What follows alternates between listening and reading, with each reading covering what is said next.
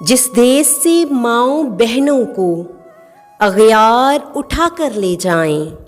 जिस देश से कातिल गुंडों को अशराफ छुड़ा कर ले जाएं, जिस देश की कोर्ट कचहरी में इंसाफ टकों पर बिकता हो, जिस देश का मुंशी काजी भी मुजरिम से पूछ के लिखता हो, जिस देश के चप्पे चप्पे पर पुलिस के नाके होते हों, जिस देश के मंदिर मस्जिद में हर रोज़ धमाके होते हों, जिस देश में जाके रखवाले खुद जाने ले मासूमों की, जिस देश में हाकिम जालिम हो सिसकी न सुने मजबूरों की, जिस देश के आदिल बहरे हों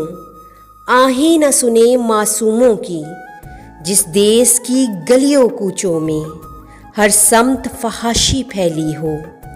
जिस देश में बिनते हव्वा की चादर भी दाग से मैली हो, जिस देश में आटे चीनी का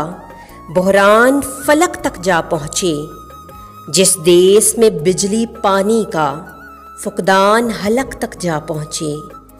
जिस देश के हर चौराहे पर दो चार भिखारी फिरते हों, जिस देश में रोज़ जहाज़ों से